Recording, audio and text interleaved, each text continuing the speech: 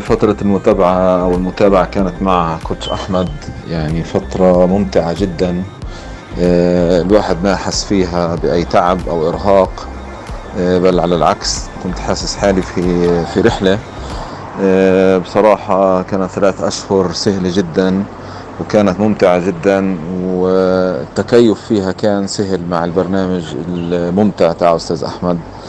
كوتش احمد يعني كوتش ممتاز ما شاء الله. حتى لو شفته انت في الصور تعرف قديش هو يعني اتقان وعمل في نفس الوقت.